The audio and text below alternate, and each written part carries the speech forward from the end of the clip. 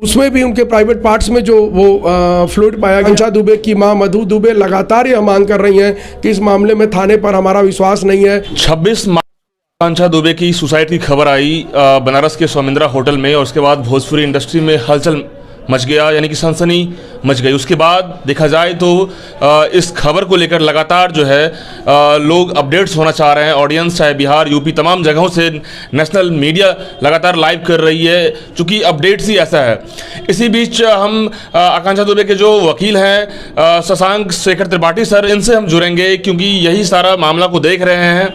अब कोर्ट में पेशी हुआ समर सिंह का, मेन अभियुक्त समर सिंह को माना जा रहा है। इस मामले में पुलिस इन्वेस्टिगेशन लगातार जारी है। अब कोर्ट में लगातार मामला चल रहा है। विशेष रूप से सर से ही जानेंगे। सर, सबसे पहले हमारे चैनल में स्वागत है आपका। बहुत बहुत धन्यवाद आपका।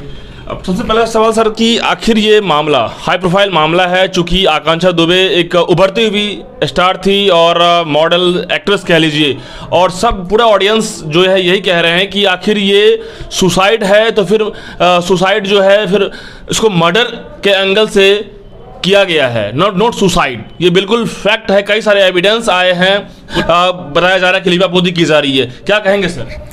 देखिए, सबसे पहले ना किसी आत्महत्या के पीछे एक मोटिव होता है। वो मोटिव ऑफ सुसाइड उपलब्ध नहीं है।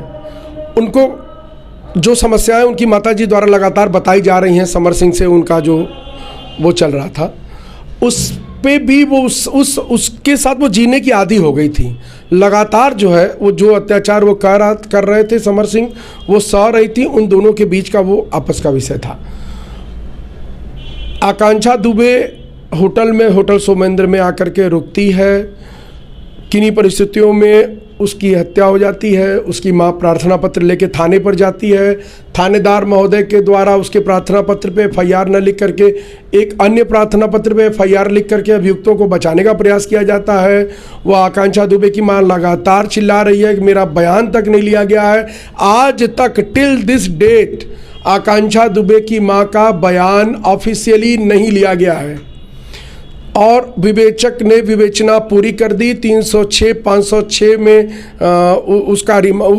उसके लिए एनबीडब्ल्यू की मांग की न्यायालय से। न्यायालय ने एनबीडब्ल्यू दिया। पुलिस ने 306, 506 में विवेचना अपनी पूरी कर ली। बनारस के कमिश्नर साहब को नीचे के पुलिस अधिकारियों द्वारा सूचना दी गई कि इस मामले में 306 और 506 का अपराध पाया गया है। उनके द्वारा भी प्रेस नोट जारी कर दिया गया। हम लोगों में इन सब के बाबत तीन प्रार्थना पत्र माननीय न्यायालय में दिए हुए हैं। सबसे पहले हम लोगों ने दिया है कि वादिनी का विश्वास थाना सारनाथ पर नहीं है, और थाना सारनाथ ने वादिनी का अभी तक बयान नहीं लिया है, तो इन परिस्थितियों में विवेचक पर उसका विश्वास नहीं है। दूसरा प्रार्थना पत्र हम लोगों ने दिया है कि बनारस के कमिश्नर साहब ने किन परिस्थितियों में किन साक्ष्यों के आधार पर इसमें 306 डिक्लेयर किया है, क्योंकि विस्तार रिपोर्ट अभी आई नहीं है, फॉरेंसिक रिपोर्ट आई नहीं, लैब टेस्ट रिपोर्ट आई नहीं, वो उसके जो प्लेट में ब्राउन कलर का फ्लूइड पाया गया था उसकी रिपोर्ट आई नहीं है। मौके के साक्ष्यों को देखते हुए वह हैंग करती हुई दिखाई नहीं दे रही है। वो तो लग रहा है कि फांसी एक फंदा टाइप का उसके गले में पड़ा हुआ है और उससे उसको संभाला गया है। उसके चेहरे पर जो ब्लूइश वो आ रहा है, एक झलक आ रही है, उसके बारे में भी वो फ्लूइड जो उनके इंटेस्टाइन में पाया गया है, उनके स्टमक में पाया गया है, उसकी भी जांच रिपोर्ट आती तो कुछ क्लियर होता। तो क्या मामला है लिक्विड का? जो वो पुलिस ने जब इस बारे में प्रेस कॉन्फ्रेंस की, वहाँ के एसीपी साहब ज्ञान प्रकाश राय ने, तो उन्होंने कहा कि वह शराब के नशे में थी और वो जो है कि उसने आत्महत्या कर ली, बहुत दुखी थी। यही वर्जन पुलिस का भी था क्षेत्रीय स्तर पर भी। लेकिन जब हम लोगों ने पोस्टमार्टम रिपोर्ट, और उसके गले में चोट का निशान था जो फांसी की वजह से था, गर्दन पे, तो हम लोगों ने जब पोस्टमार्टम रिपोर्ट देखी तो हम लोगों को बड़ा आश्चर्य हुआ। मैंने एक्सपर्ट से बात की, पोस्टमार्टम के एक्सपर्ट से बात की, एनाटॉमी के स्पेशलिस्टों से बात की, और तो हम लोग इस निष्कर्ष पे पहुँचे कि वो अगर शराब पी हुई होती तो उसके पेट में शराब के अंश होते, उसके स्पेस ब्रीथिंग स्पेस में अल्कोहल मिलता। अगर वो किसी पार्टी में गई होती तो उसके पेट में कुछ खाने को मिलता, उसके पेट में कोई खाने का अंश नहीं था, उसके ब्रीथिंग स्पेस में अल्कोहल नहीं था, स्टमक में अल्कोहल नहीं था, और उसकी कलाई पर भी चोट के निशान थे। उसके स्टमक में जो ब्राउन कलर का अनआइडेंटिफाइड लिक्विड पाया गया 30 ml या 20 ml, वो भी डिक्लेयर्ड नहीं है कि वो क्या है, जबकि वो हजार्डियस एलिमेंट है, यह एक्सपर्ट्स बता रहे हैं, क्योंकि उसने स्टमक को पूरा चोक करके रख दिया था।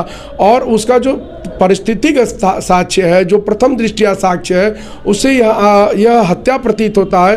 तो हम लोगों ने कई बार यह मांग की, माननीय मुख्यमंत्री को ज्ञापन दिया।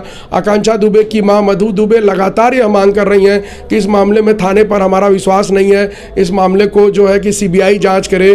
तो ये सब जो विषय है वो निश्चित तौर पर गंभीर है।